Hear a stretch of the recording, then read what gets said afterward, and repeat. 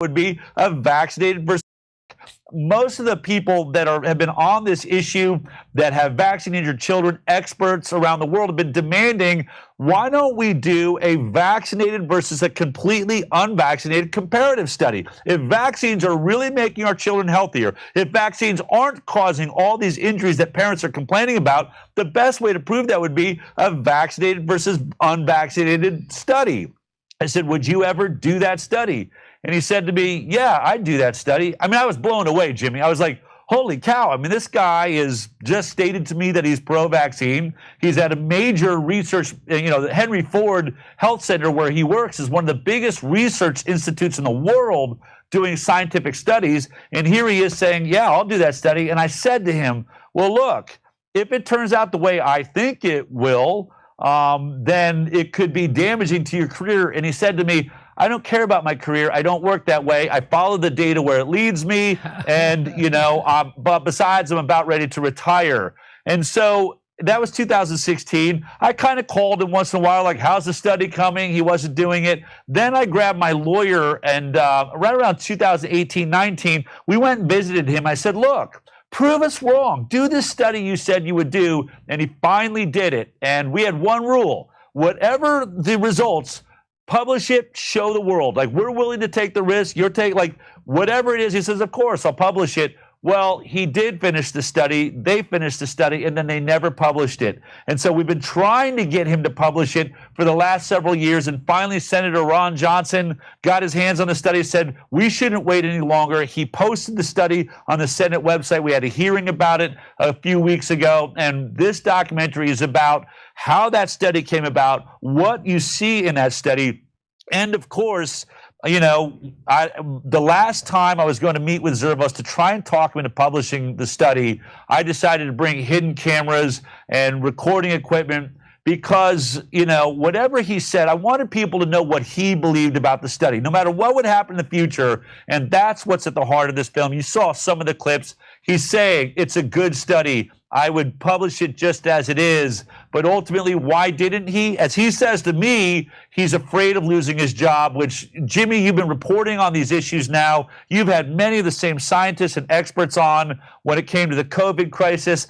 Anyone that stuck their neck out there said, I don't think this vaccine is going to stop transmission, or I don't think masks actually work. I'm looking at science. Or even worse, I don't think these lockdowns are the right approach. There's better ways, the Great Barrington Declaration. Every scientist, every doctor that stood up to try and tell us the truth were immediately under threat. Some of them even lost their licenses. Those that were trying to use, ivermectin or hydroxychloroquine. I mean, we've just seen this deplorable state of science where scientists and doctors aren't free to practice medicine and interact with their patients. I think this is why this story is so important. These doctors and scientists are afraid to ask very important questions we need to ask right now.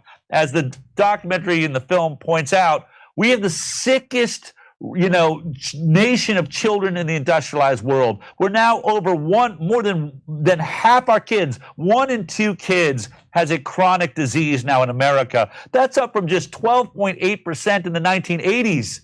So in 40 years, we've seen the greatest decline in human health that has ever been recorded. And meanwhile, you see this skyrocketing vaccine rate from 10 vaccines in the 1980s to now well over 54. It's like 72 shots if you separate all the elements in them. With COVID and future vaccines, they think that our children will be getting 100 vaccines in the near future. And so just to finish this all up, when you look at studies like this, you can't look at them just on their own. You've got to look at them, with other science. Is this science reproducible? We now have 4 or 5 studies just like this that compare vaccinated to unvaccinated that are showing this same signal that the vaccinated are actually much sicker, have much greater rates of chronic disease than the unvaccinated. So on its own, one study, maybe it's an anomaly. When you start seeing all these studies put together, it gives you a different lens.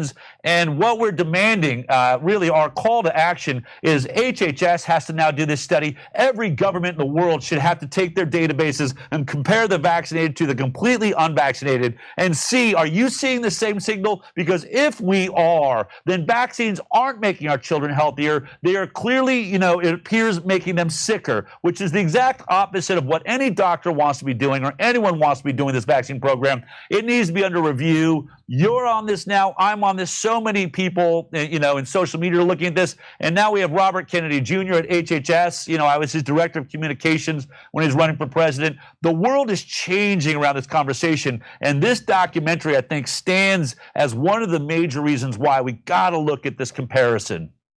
Yeah, this would be a groundbreaking study had they released it. And of course, he admitted he didn't release it because he was afraid for his career.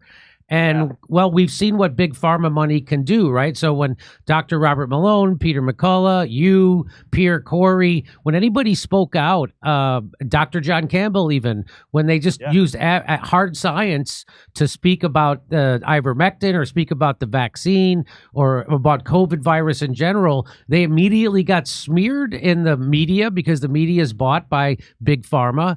And also medical boards are also corrupted by big pharma. People don't realize not only medical journals, but medical boards are corrupted. And the medical boards would then try to take away their accreditation, which they did with Dr. Pierre Corey. And they try to take away their license, which they did with other people. Mary Talley Bowden was also...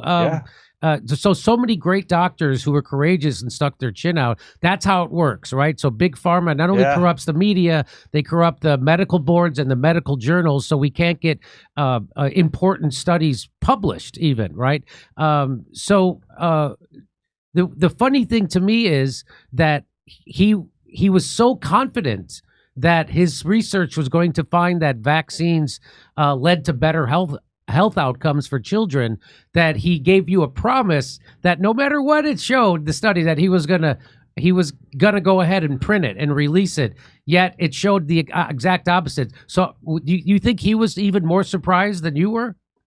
Hey everyone, we're having our biggest sale ever on our award-winning meat sticks. So today, for a limited time, well, I mean, look, we can only speculate, right? I can't get into someone's head on what the experience was like, but it is my firm belief and opinion that had the results been the exact opposite in this study, had it been the unvaccinated, it had 2.5 times the rate of chronic disease. 250% increased rate is what that means. 6 times the rate of neurodevelopmental disorders. If they'd have shown that that was the unvaccinated group, Jimmy, they would have rushed this thing onto the market. They would have rushed it to publication. It would have been the biggest headline across the world. Forget Robert Kennedy Jr., forget Jimmy Dore, Del Bigtree. They're all anti-vaxxers. They're wrong, and we have the proof. That's what I believe would have happened with the study. Only one problem. It was the opposite. It was the opposite of what they want. It's the opposite of what the pharmaceutical industry wants us to believe. And what it's showing is this signal that I've said we've seen time and time again in this growing body of injury, of chronic disease, neurological disorders, and autoimmune disease, autism skyrocketing. It just isn't what we are supposed to believe, and that's why I believe it wasn't published. But he says it, right? I would publish this as it is, and this is important because we've received a cease and desist letter from Henry Ford Health.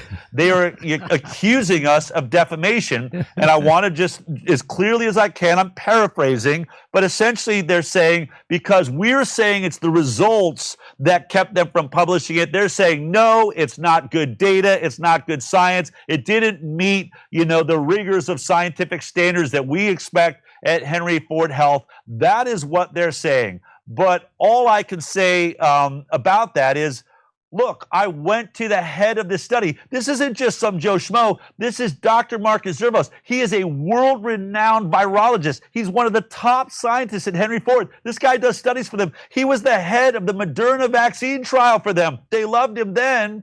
And so I'm trusting this guy. When he says to me, it's a good study, I don't think it could be done any better, I would publish it as it is, but I'm worried about losing my job. That's why people got to see this. I mean, look, you can look at the evidence, you can look at the study, you can see what he's saying and all of this hidden camera But at the heart of it, Jimmy, we can look at it like a story, but this is our story. These are our kids in the middle of this now. You know, that they're playing ping pong and playing games with, well, should we publish? Should we not? Why didn't we? Why did we? Look, if vaccines are making our kids healthier, we need proof of that right now. We need you to prove to us that the vaccinated have lower rates of autism, lower rates of ADHD, lower rates of allergies, lower rates of eczema, lower rates of all of these things that are skyrocketing in our kids. And then look, then I won't have anything I can say. Del Bigtree's done, Robert Kennedy Jr.'s done, and that's where at the heart of this, Jimmy, as we think about sensible human beings, people, you know, I think we got to ask ourselves, why has that study never been done? Why is not a government in the world, why has our own government never said, hey, look, we compared these two groups of people, the vaccinated, the unvaccinated.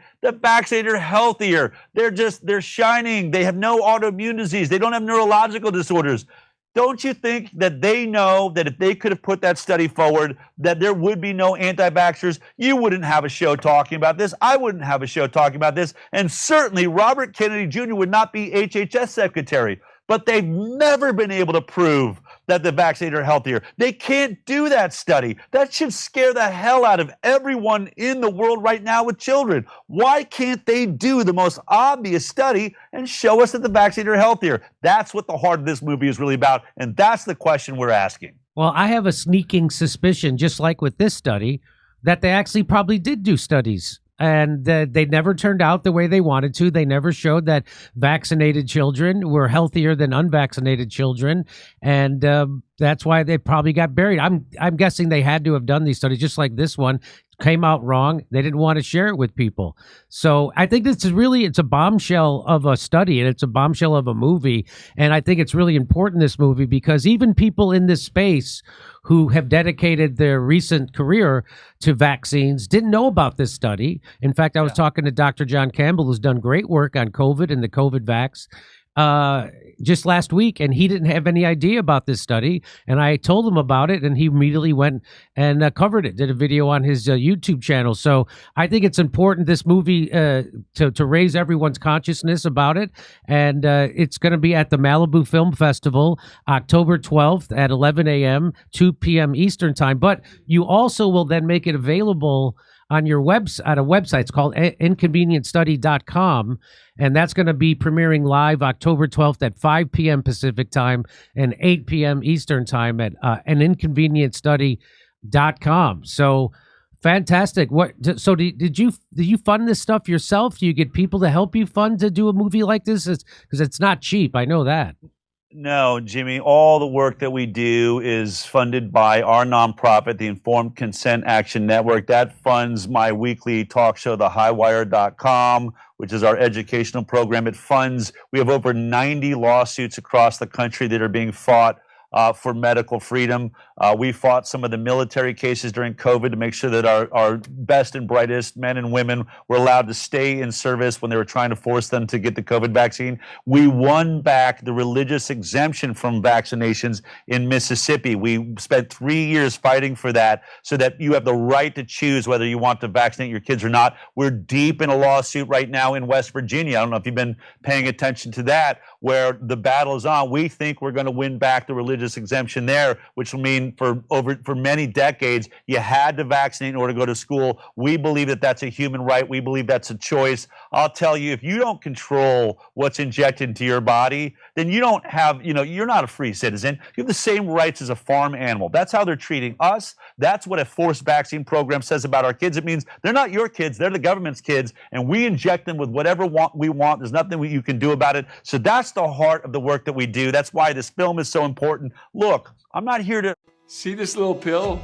It's sending shockwaves through the medical community, especially for anyone to take vaccines away from people. It's a free country. Take all the vaccines you want. You're raising your kids the way. If you believe in giving them vaccines, that's great too, but it should be a choice, and you should know the risks that are there. And I can say honestly, I've won lawsuits against the government. I've won against HHS, FDA, CDC. That's what's the body of the work that we've done. And there are real warning labels that people are not seeing of these vaccines, real risks of brain swelling in your children that will leave lifelong permanent neurological damage. knowledge. They know this for a fact. We're not being told, so we're just trying to inform the public. That's why I called our nonprofit the Informed Consent Action Network. We are just trying to inform people, and nothing's going to do it like this movie. And by the way, it's free, so it's from the donations to ICANN. If people want to donate, they can go to any of our websites, icandecide.org. We'll have a donate button at inconvenientstudy.com. But I don't care if you don't want to give money, that's fine. I want you to share this film with everyone you know. This is the only way we can pressure our government agencies right now to do a bigger version of this study. We need, and by the way, it's an international film. Send it to everyone you know all across the world, because Germany should be doing the study. Spain should be doing the study. China should be doing the study. We should get to the bottom of this. We need to compare the vaccinated to the completely unvaccinated and see, are the unvaccinated as healthy as we're hearing they are? If so, then something's got to change, and it's got to change soon.